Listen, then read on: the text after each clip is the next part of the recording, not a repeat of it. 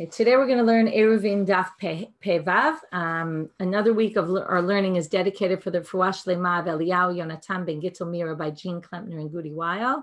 We continue to pray for Eli's recovery and hope all of our learning will be a source of strength to him and his family. Fuash Lema Mihira. We're going to start now at the bottom of, we have a few, I would say, cute things in our Gemara in the beginning of today's Daf. The first is a whole discussion of wealthy people and how we need to treat them. We're going to start with a story of someone who is wealthy. It connects halachically with our sugya, and then we're going to diverge a little bit. We're going to have a few interesting diversions of stories today. Along with that, a whole bunch of technical issues, so it'll be a kind of a mix. Rabbi Yehuda Omer, we're starting 3 lines from the bottom of Pehayim a bit. Im yesham tfisat yad v'chule. If you remember, we were in the middle of the Mishnah where the Mishnah talked about if you put your Eruv in certain places, right? Or there's certain places, or if somebody's living there, they don't forbid you, right? If someone's living in the entry area to your house, right? Someone said this, I was actually thinking of it, like we live in Anana, and outside Bennett's house, there's a little hut where the Shomrim live, right? His guards, he has guards, and they protect him, and and they're doing all sorts of things.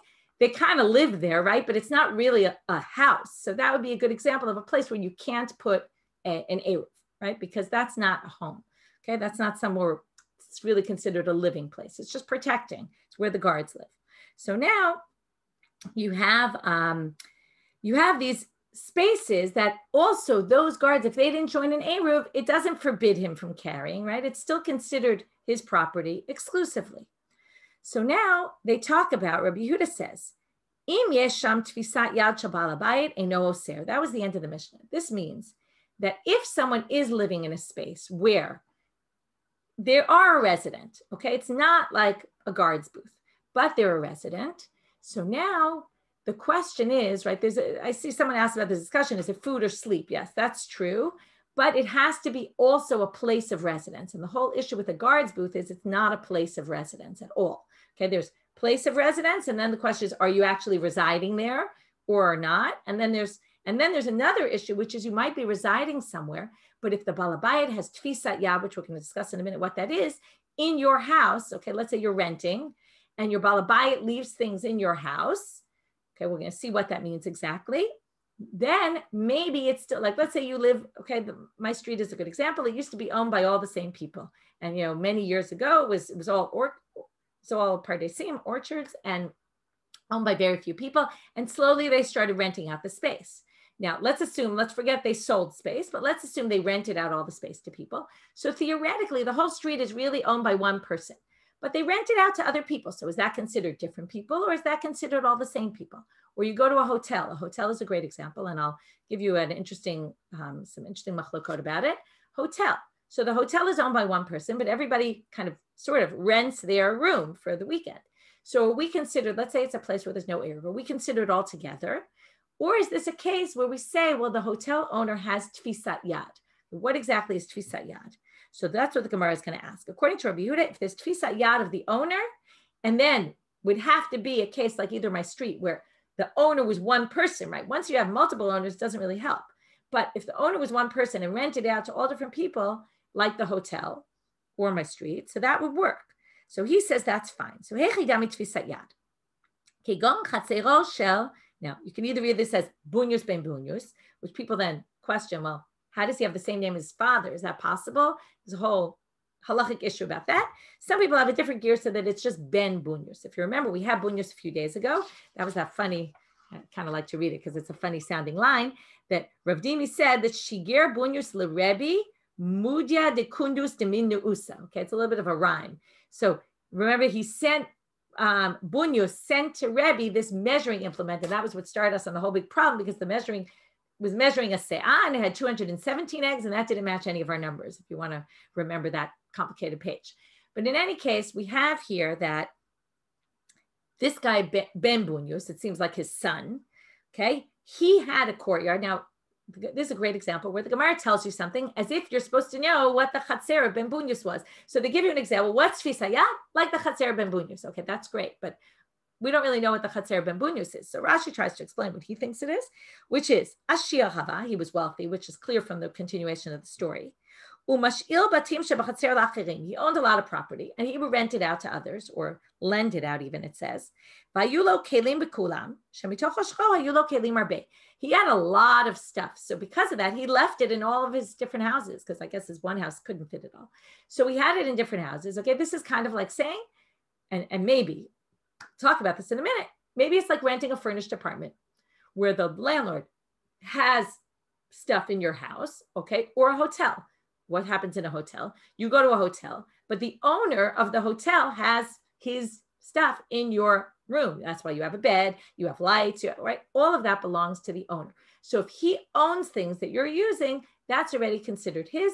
For the purposes of Eruv, that's fine.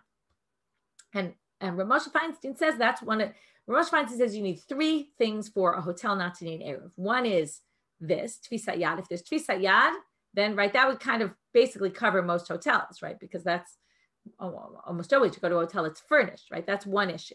There's another issue, he says, which is if they could kick you out. They kick you out at any time, right? They kick you out over Shabbat. Right? Let's say you have a contract with your landlord and it says you have to give 30 days notice. So probably that would mean they can't really kick you out because they can't kick you out a minute's notice. But if you're in a hotel and let's say you start you make a fire in your room, which is against the law, they could kick you out, could send you home. So that's another reason. And a third is that if people are all eating together, if they're all eat together in the same dining room, which doesn't always happen in hotels, that also means you don't need an Eruv. Okay, these are all just interesting halachic things that come out of here. Rav Soloveitchik says it's not enough for the owner to have, it's not enough if you rent a furnished apartment. If you rent a furnished apartment, that's your apartment. That's not, the owner can't come and go as he pleases. What this means is that Ben Bunyus left items of his own stored there that he might come and get at any point. So that means that he has Tfisat Yad in your property. And this, I was thinking, when I met my husband, he was living in Jerusalem in an apartment. It was a 3-bedroom apartment, but one bedroom was entirely closed off. The landlord basically rented him as if it was a 2-bedroom, and it had a room just full of the landlord's stuff. So I thought that would be a good case of Tfisat Yad, where he left items there that maybe theoretically, he didn't really come back to get them, but theoretically he could have gotten them, right? He could have come in and taken them. That's a good case of Tfisat Yad. Whereas opposed to the fact that he left a refrigerator and an oven and couches, that isn't considered Tfisat Yad. So there's a debate, Soloveitchik and Rav Moshe Feinstein, about this issue. Now that we started with Ben Bunyus, we're going to say the following. We go off on a tangent about him. One day he came before Rebbe Amarlu. He said to the people, Panu makom lebemea mana. Quickly, everybody, make space, make room. Look who's coming, this important person. He's worth 100 maneh. Okay, it's a little bit strange to start saying how much a person's worth. And we're going to see that Rebbe was very off about how much this person was worth. But he says, wow, here's the guy who's worth 100 maneh. Make room for him. Also, it seems a little strange. Just because someone's wealthy, we give them all this respect. So we'll talk about that soon. Another person comes along. Amar lehu, Rebbe says, wait, panu makom leben matayim mana. This guy's worth even more than Ben Bunyus. Quick, make way for him, right? Go respect him. Amar lefanav Rabbi Shmuel Rabbi Yossi. So Rabbi Shmuel Rabbi Yossi comes forward to Rebbe and he says to him, Rebbe, aviv shel zeh yesh lo 1,000 sfinot bayam ukinegdam 1,000 ayarot bayabasha. You really misjudged this person. Ben Bunyus, his father has 1,000 boats in the water, and he has 1,000 cities he owns on land. He is not a Baal Mea Mana. This guy is worth billions, right? He's really serious. So here's a really interesting reaction. Rebbe says, Amarlo, he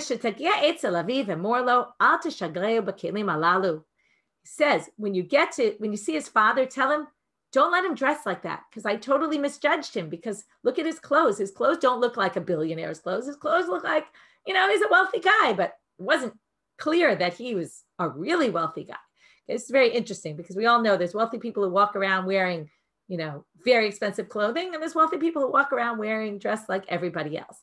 And he's saying, maybe it was Rebbe's way of saying that's why I mistook him. I didn't realize because he wasn't dressed the part. It's just an interesting thing about, is it important to dress the way you are? Is it not? Okay, now the whole thing about respecting wealthy people, now the Gemara is going to tell you, because maybe the Gemara even thinks that you're wondering, why is this so important to have respect for wealthy people? So they tell us, Rebbe Mechaber Ashirim, Rabbi Akiva Mechaber Ashirim, both of them have a lot of respect for wealthy people. Kid Darish Rava Bar Meri, as Rava Bar Meri darshan from the following pasuk. Yeshev, it's a pasuk in Tehillim. Yeshev olam lifnei Elohim, chesed ve'emet man yinseruhu. Okay, so now what does this mean? The world will sit before God.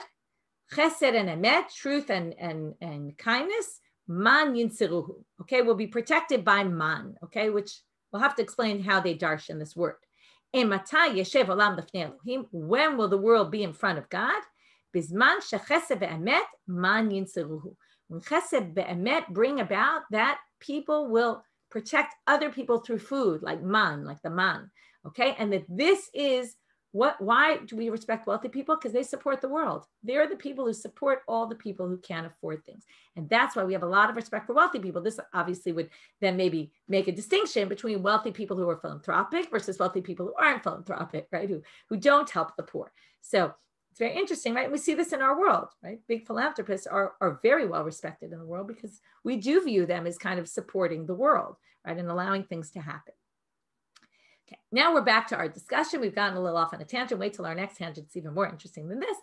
Rabba Bar Bar Chana Amal. So first we're going to get back to our issue, which is what kind of objects are considered tfisat yad. We're now going to learn that if it's a tfisat yad that might be taken out on Shabbat, if I have some items in my house that I rented to you, and it's likely, I'll take them out on Shabbat, it actually makes it worse. Because if I take it out on Shabbat, then I'll have no tfisat yad in the house anymore. And then it'll end up being that I'm not part of it. And now we really need an eruv. So therefore they say, Kigon yatet shel macharesha. Here's an example of something. First of all, it's not a big thing, but it's something that's the peg that goes in the macharesha, which they use for plowing. And it's something, if you remember in our discussion, we call this muktzah. It's one of the big muktzah items. And it's muktzah machma chesron kis. It's one of those valuable things. And because it's muktzah, you're not going to remove it on Shabbat, and therefore that can be considered tfisat yad. Amar Rav Nachman Tana de Shmuel, davar nital b'Shabbat osel, davar she'eino nital b'Shabbat eino osel. Something that forbids on Shabbat, something that you can carry on Shabbat forbids. Something that you can't carry on Shabbat doesn't forbid. Okay, I'm sorry, am I saying right? Davar she'eino nital b'Shabbat. Right, something you can't carry that's muktzah doesn't cause you then to forbid. It won't make you forbidden to me, meaning we don't need to make an eruv because it's muktzah, we won't touch it, it'll be there all Shabbat, and that will make it tfisat yad. Tanya namihachi, yesh lo tevel, yesh lo ashashit. Here's a bright to the support. If there's tevel, fruits that are not, you didn't take the trumot masrot, or ashashit, a metal, implement b'chol davar she'eino nital b'Shabbat, anything that's muktzah, eino osir. This will not forbid.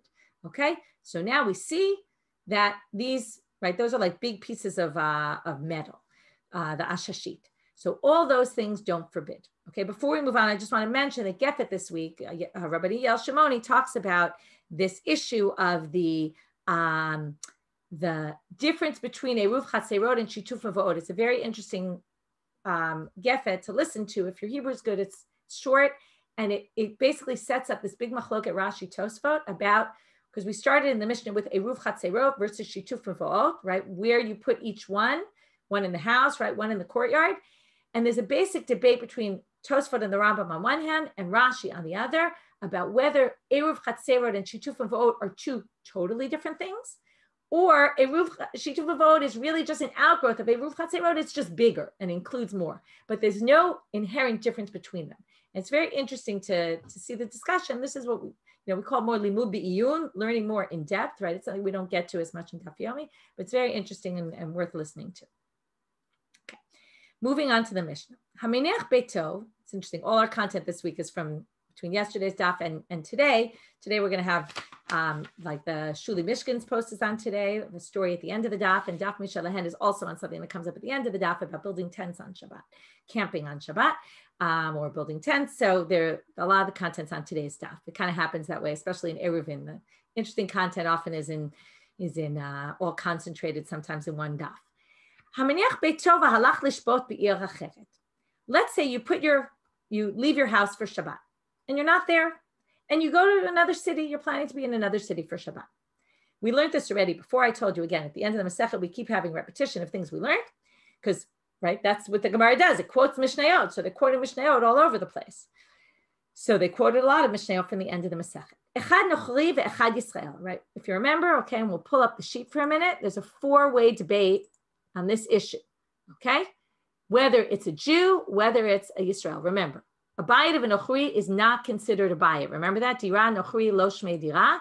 Today, maybe, after learning today's stuff, it made me think a little differently about that line, right? We learned it and we said, what? It's like as if he's invisible, right? It's a little bit weird, but today maybe we'll give a different perspective on it. So he goes to sit in a different city. So, and then what do we say? So the nochri, it's really as if he's not living there, but we still forbid it because we don't want you to end up living with a non-Jew, because we do know that technically he is living there. So anyway, what happens? So is there a difference between a nochri and a Yisrael for this law? So if you go to Ir Acheret, according to the first opinion, Rabbi Meir, echad nochri ve'echad Yisrael, harei ze oser. Even if you're not there, you have to join the Eruv. Okay, the fact that you're not there doesn't help. You have to join the Eruv. And if you didn't, you forbid everybody else. That's what it means. Oser, forbids for everybody else. Rabbi Yehuda Omer, eno oser. Rabbi Yehuda says, no, he doesn't forbid. Rabbi Yossi Omer, nochri oser, Yisrael eno oser. He starts to distinguish, okay? The first two opinions didn't distinguish at all. Either, right, we view them as if they're there even though they're not there, or we view them as if they're not there, right, even though their house is there. Right? Rabbi Yehuda basically says, oh, they're not here for Shabbat. It shouldn't forbid you. We're only dealing with whoever's there at the moment.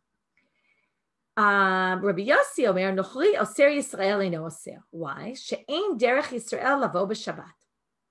When a nochri goes away for Shabbat, he might come home on Shabbat because he travels on Shabbat. But when the Jew goes away for the weekend, we know, assuming he's a halachic Jew, he's not traveling on Shabbat. Therefore, it's very unlikely he's going to come home, and therefore he doesn't forbid you. Rabbi Shimon Omer, afilu hiniach beito, halach lishbot etzel bito bo taha'il, eino oser shekvar yitziah melibo. Until now, we were discussing if you went to a different city. Comes Rabbi Shimon, he says, even if you're in the same city, if you go to your daughter's house, even in the same city, we're going to assume, if you remember, we learned this, we're going to assume that you're not going to come home. And therefore, you're not going to forbid anyone in the courtyard. You already kind of left with your heart. You left your house, meaning you're not planning to go back there on Shabbat. Okay. I wanted to think about this idea of it's not considered a dira, right? Rabbi Yehuda says you're not oser. Why? Even though you have a house there, it is a dira, but it's not considered a dira because you're not there. So I thought maybe it's the way they view the non-Jew. In other words, the Gentile is living in your courtyard, but from the rabbi's perspective, it was really that the Gentile is there, but we don't really want you to be associating with the Gentile. So therefore, he's not really part of what we would say in Hebrew, your chevra, right? Your group. And therefore, maybe just like if he goes away, he's not going to forbid you. Technically, again, this is the dry halacha. After that, the rabbis change it and say, we're going to forbid it anyway. And you have to rent the space from him and that whole thing. But maybe he's not viewed as part of your chevra because he's not part of your chevra. And because of that, maybe that's what it means. It's not considered dira. It's not considered dira for the purposes that we don't consider him part of your group. Okay, only if you're part of the group. Someone who goes away for Shabbat or someone who's a Gentile, not necessarily part of your group. Okay, that's a different possible way of understanding it. Okay, now we get to the funny line of today's daf. Amarav, halacha ke Rabbi Shimon. We paskin like Rabbi Shimon. If you go to your daughter's house for Shabbat, we're going to assume you're not coming home. But notice what it says in the Mishnah, your daughter's house. So, aval beno lo, but not your son's house. Why?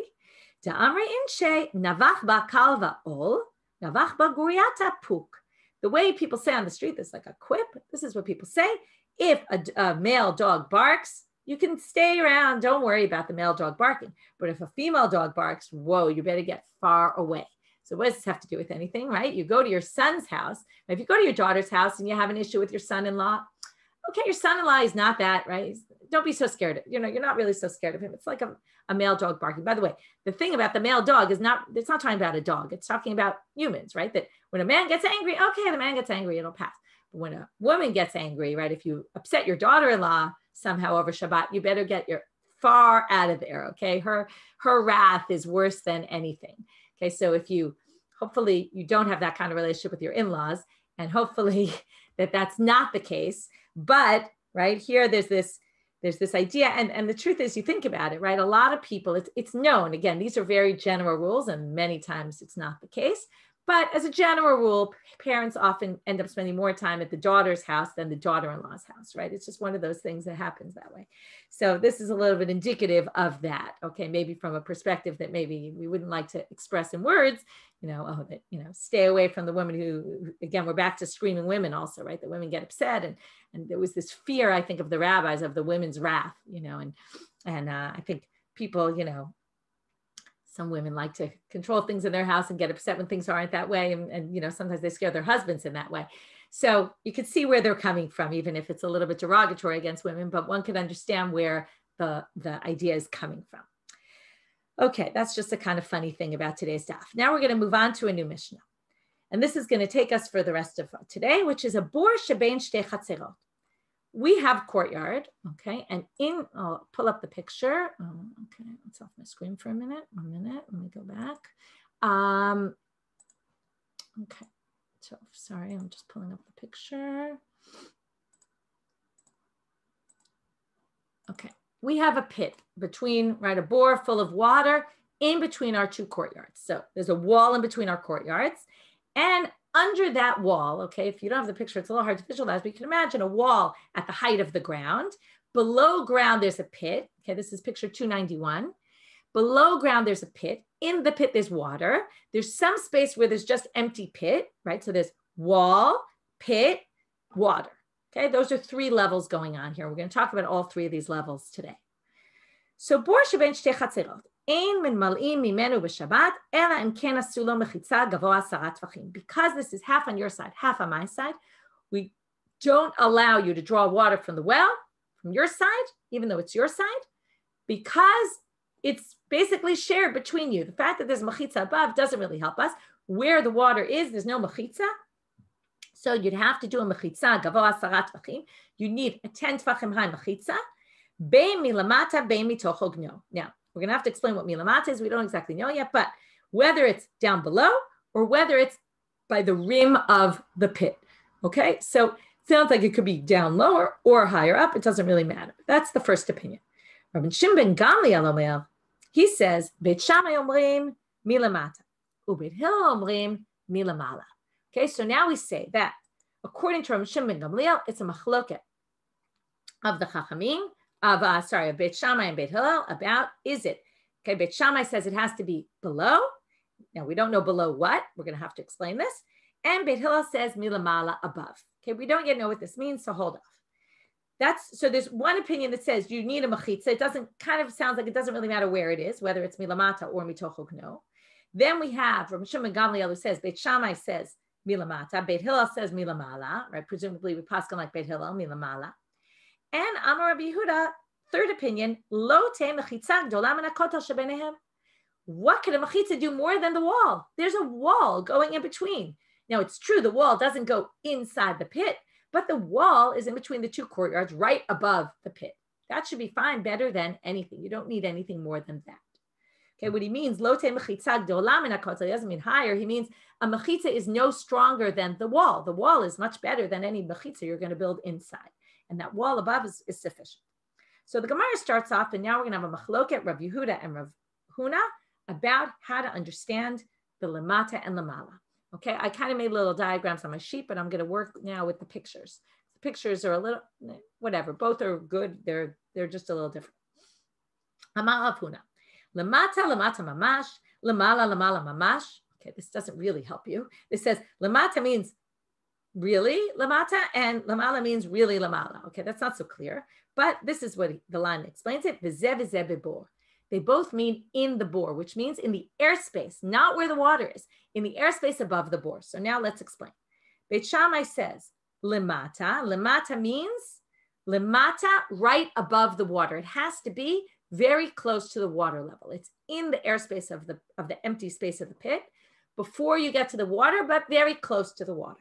And lamala means no, from the top of the bore going down, but doesn't have to get anywhere near the water. That's the machloket according to Rav Huna. Now we're not going to really deal with Rav Huna until the very end. We're going to get back to him because eventually, at least according to one reading of the Gemara, we're going to reject Rav Yehuda. But for right now, we're going to move into Rav Yehuda, and we're going to deal with Rav Yehuda for a while. Rav Yehuda amar, lamata min hamayim, Lemata means, okay, we're moving now. We're on picture 292. Now we're moving to 293. Lemata means at the bottom of the water, meaning all the way at the bottom of the pit in the water. The mechitza has to be in the water. Lemala min hamayim. Now, lemala here is like the lemata in Rav Huna, which means it has to be above the water, but not much above the water. Meaning lemala doesn't mean lemala from the top of the pit, the way we thought Beit Hillel said, but it actually means what we thought Beit Shammai said, according to Rav Huna, is Beit Hillel here, which is it's below the air, in the lower place of where there's airspace in the bore, right above the water. So Amalei Rabba Bar Rav Chanan Labai. Now we're going to have some questions on him. Hada Amar Rav Yehuda lemata min hamayim. So now we're going to start with a question on Beit Shammai according to Rabbi Yehuda. Then we're going to question Beit Hillel according to Rabbi Yehuda. According to Beit Shammai, what do you need? You need it to be lamata mamash. Now, what's the reason? Right? Ma'ishna lamata mamash dilo da'arive maya lamata. Right? Because what's the issue? The water is not going to get mixed up, right? If you have a wall there, the water is not going to move from side to side. According to Beit Shammai, it has to be at the very bottom because that will really divide. That means when I put my pail in there and draw water, and you draw water, we're each going to draw from our own sides because there's a mechitza. But now he says, but lamata min hamayim nami ha'arive maya. Even if you put it at the very bottom, now there's an assumption. This pit doesn't say how deep the water is. The water could be more deep than 10 tvachim, which means if you put a 10 tvachim wall at the bottom of this pit, look at the picture. You see the picture of Beit Shammai? It could be there's water above this wall. This wall that I put in this barrier doesn't necessarily, it didn't say anywhere it has to reach the top level of the water. Could be the water at the top part will move from place to place. Okay, meaning I'll end up taking your water and you'll take my water. So if his whole thing is it really has to be a physical mechitza barrier, meaning I'm going to take mine, you're going to take yours, this doesn't really help. So Amalei, his response was, okay, they asked Abaye answers, Lo Shmielach, didn't you hear Hada Amar Rav Yehuda Amarav? Rav Yehuda said the name of Rav. This is Rav Yehuda we're trying to explain. Umata Babishum Rabbi Chia, and they brought it in the name of Rabbi Chia. Tzarich shi'ir'u roshan shel kanim lemala min hamayim tefach. Move to the next picture, 294. Beit Shammai's wall has to jut out a tefach above the water level, okay? And that resolves our issue that you actually have a mechitza that really separates the waters from both sides. Next question. V'tu, ha'amar Rav Yehuda lemala min hamayim. Didn't Rav Yehuda say that according to Beit Hillel, it's lemala above the water? Okay, let's go back to the previous picture because this picture already shows the answer.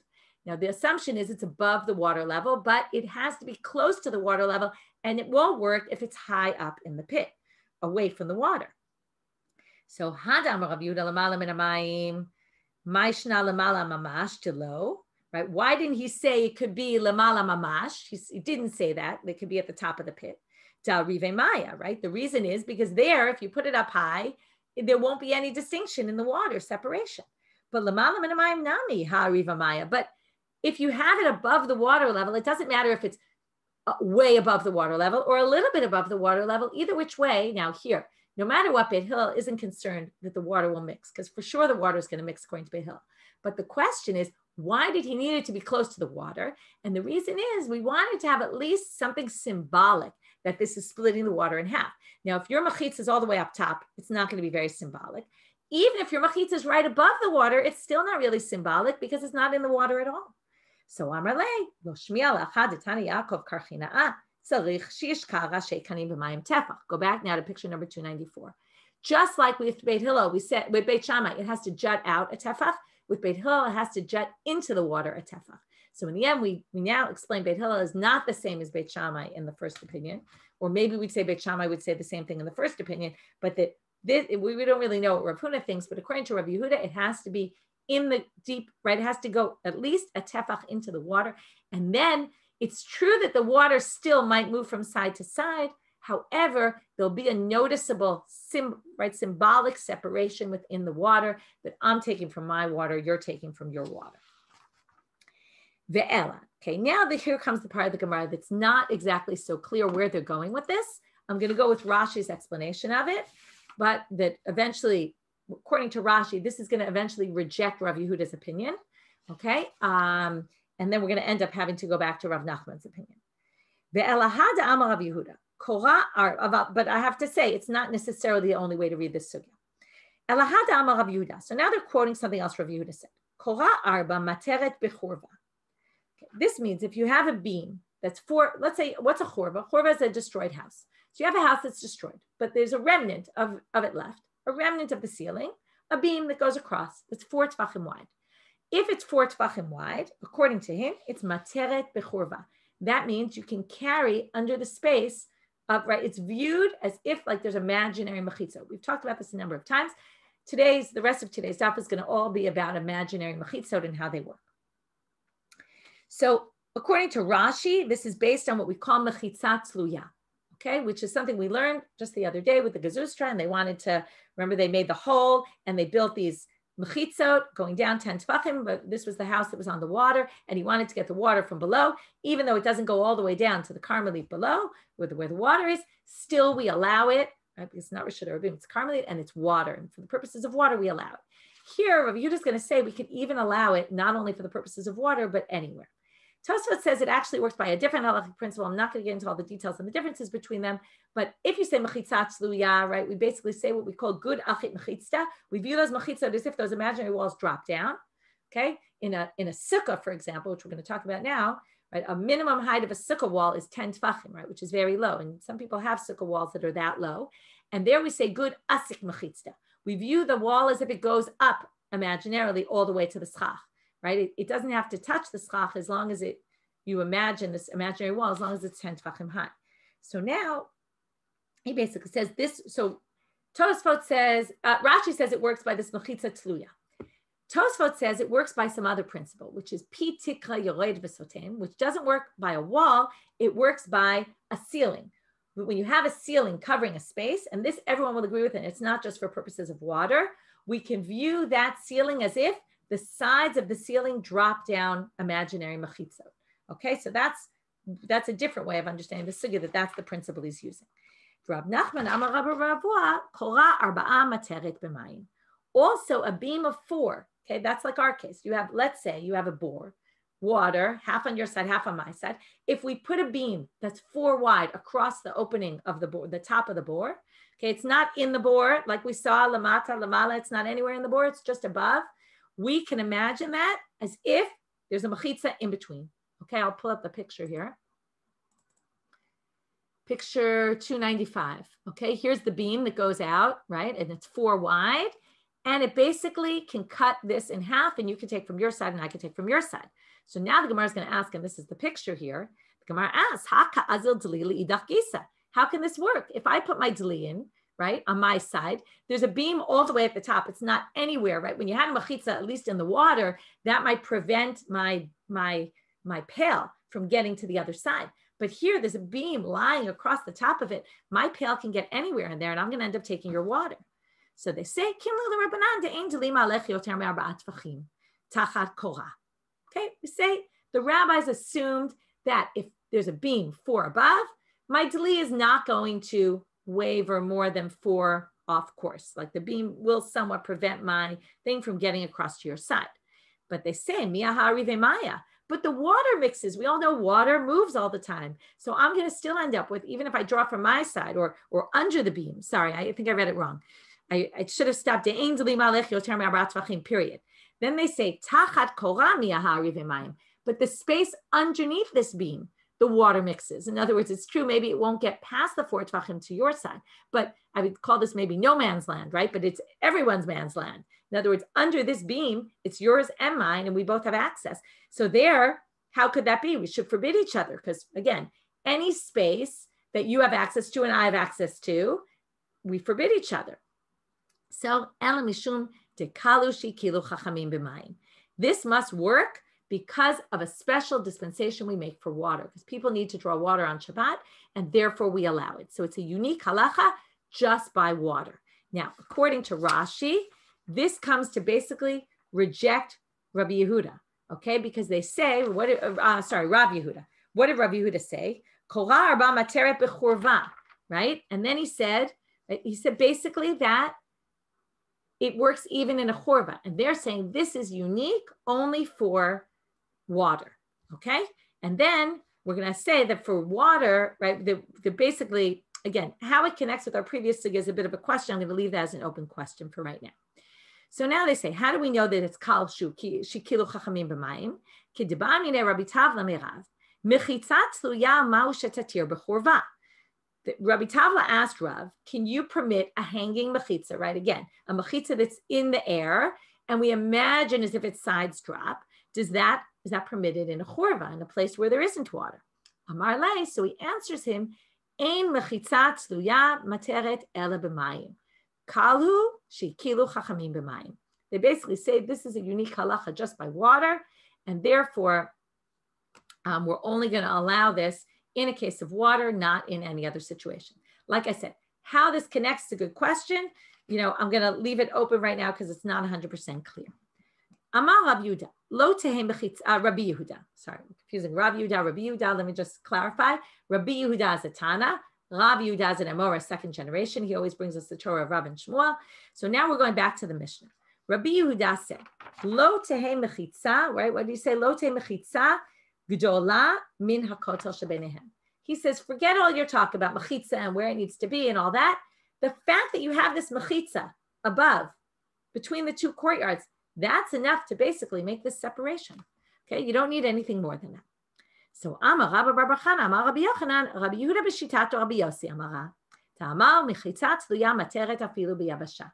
Now we're seeing an opinion of Rabbi Yossi, who holds that even though before we've been talking about the mechitza tluya, we said it's only allowed for water, Rabbi Yossi thinks it's allowed even on land, and therefore, now this is a little tricky, therefore we're going to say that Rabbi Yehuda, who allows this mechitza between our chatzerot to work, is going to allow it based only on Rabbi Yossi. In other words, Rabbi Yehuda's opinion is based on Rabbi Yossi, which basically means we don't hold that way because we don't hold like Rabbi Yossi. Okay, now, how do we know that Rabbi Yossi holds this way? Okay, now, why are we assuming he's talking about water, Rabbi Yehuda? So why are they assuming it's like Rabbi Yossi?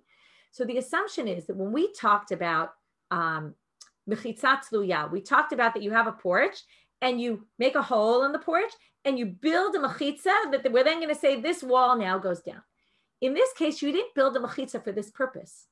This isn't really a mechitza tluya. You'd have to build something special to allow you that special heter. Right there, everyone knows you built that just to allow you the water, and it's a unique halacha that will allow. Here, it was the wall that existed between us, and he wants to apply that and say that already can function as a mechitza tluya. And that you would have to say only if it works kind of in other situations, then we can take this and count it as a mechitza tluya. So how do we know that this is Rabbi Yossi's opinion? Here we get to Sukkah. Ditnan. Okay, most people understand what you're doing is you're standing at your schach at the top and you're weaving downward your, whether it's weaving, what do you call them? Like a wicker basket kind of material. And you're weaving that down into, we make your wall, and you start from the top and you go down, down, down. Now,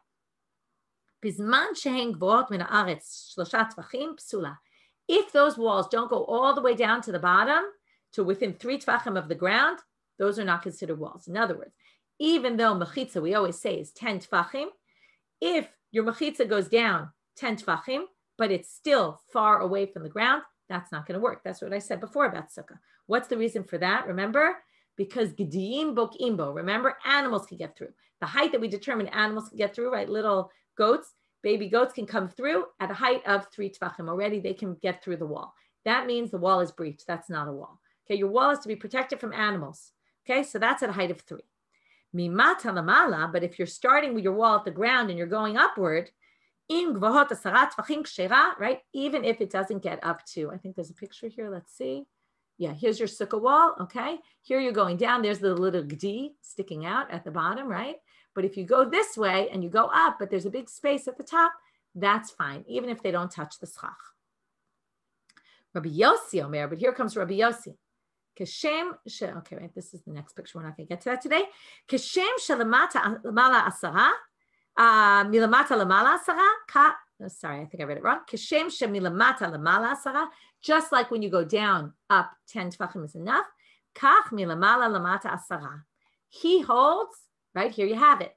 Even when it's not to permit water, but for a sukkah, he says even going down like this is fine. Okay, we don't hold this way, but that's his opinion. Okay, so now. we're going to assume that Rabbi Yehuda holds like Rabbi Yossi. So now the Gemara is going to say, no, not only does Rabbi Yehuda not hold like Rabbi Yossi, but we don't even think Rabbi Yossi would necessarily hold like Rabbi Yehuda. We're going to basically give all possibilities. It's not necessarily saying this is the case, but it doesn't necessarily have to be the case. Velohi, lo Rabbi Yehuda savar like Rabbi Yossi, velo Rabbi Yossi savar like Rabbi Yehuda. Neither held like the other. Rabbi Yehuda lo savar like Rabbi Yossi. Why? You could say, again, these are just suggestions. Maybe he was lenient here because it's Rabbanan, because you could really carry between two courtyards on a Doraita level. We keep going back to that. Aval sukkah Doraita lo, but sukkah is a Doraita law. There you would need a proper mechitza. V'lo Rabbi Yossi savar like Rabbi Yehuda, and Rabbi Yossi doesn't even necessarily agree with Rabbi Yehuda when it comes to Eruv. Why? You could say, Ad kan lo kama Rabbi Yossi be'ela b'sukkah, the isur asehu. There's no isur lo taseh. There's no negative commandment in a sukkah. You're not doing anything wrong. You just didn't build your sukkah properly. So you didn't build a sukkah. You didn't fulfill your mitzvah of sukkah. But Shabbat, isur skilahu. Now, even though it's not isur skilah because we're talking about a dorabana, but the principle, like the idea of Shabbat, is a deoraita law that has skila involved. And you're going to, if you do something wrong, now if it's only dorabana, you won't get skila. But if you were to do something deoraita, you would get skila. The dorabana is to prevent the deoraita. So it's all rooted in a very serious isur skila. You're going to get stoned for doing this. Then maybe Rabbi Yehuda would say, Rabbi Yossi would say, I don't agree with Rabbi Yehuda that this mechitza works. Okay, in sukkah it will work. We can view it as if it goes down, but in Shabbat it's not going to work. Okay, and therefore we say he's not necessarily going to hold like Rabbi Yehuda. Rabbi Yehuda won't necessarily hold like him, so there's no connection between the two. Now the Gemara wants to know, and with this we'll end with the story. If we're going to suggest that Rabbi Yossi doesn't necessarily hold like Rabbi Yehuda, then im tomar or toma aseh shenaseh b'tzipori al pimina asa. If he doesn't hold that a mechitza tluya works in Shabbat, okay, on land, he only holds it by sukkah when it's an isur aseh, just not doing a mitzvah aseh. But when it comes to a negative prohibition of Shabbat, he won't allow it. Then this thing that happened in Sipori, this maaseh that happened, and Rabbi Yossi was the rabbi in Sipori, how could it be? Who else would they have held by if not Rabbi Yossi, when they basically allowed a mechitza tluya to work? Okay, so it must have been Rabbi Yossi. So they say, Lo pi Rabbi Yossi, ala pi Rabbi Shmuel Rabbi Yossi. Maybe it was after his death, and his son allowed it. This is interesting. They want to suggest, again, this is all just in the realm of possibilities, but it could be that Rabbi Yossi didn't allow it, and yet his son went one step farther than he did, right? This happens often. Somebody might permit something, and then the next generation, they permit even more, okay? So his son was willing to permit what he wasn't willing to permit. So let's hear the story, and with this will end.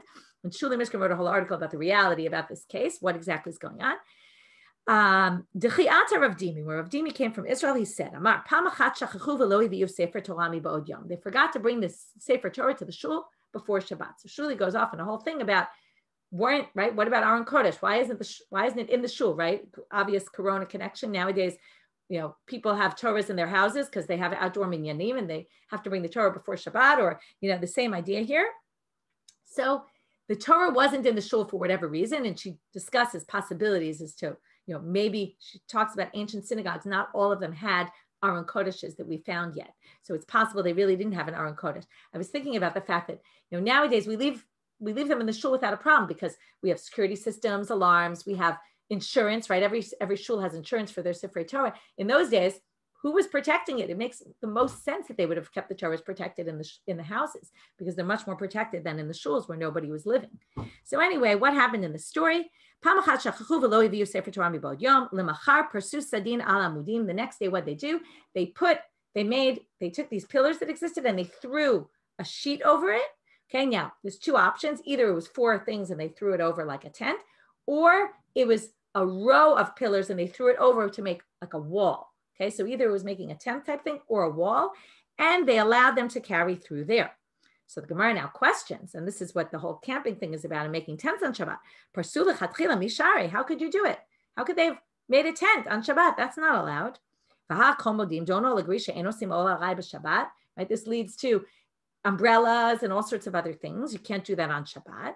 Right? Umbrellas is a big debate. We've talked about this before. I'm not going to get into it now. Must be that existed. It was there already. And because of that, they allowed it. Now, what did they allow here? The assumption is that the mechitza the sheet that they threw over it didn't go all the way to the ground. It was more than 3 tvachim off the ground. And yet they allowed a mechitza tluya to be considered a mechitza to allow carrying. So you see here that they relied on that. Wasn't it Rabbi Yossi? No, not necessarily. It could have been his son. And therefore, we're still left with the possibility that maybe Rabbi Yossi wouldn't agree on Shabbat when it's a Isur Skila, that maybe he wouldn't allow it. Okay, with that, we'll end for today. Tomorrow, we're going to connect Rabbi Yehuda to somebody else's approach and say they really say one and the same thing. Okay, have a great day, everyone.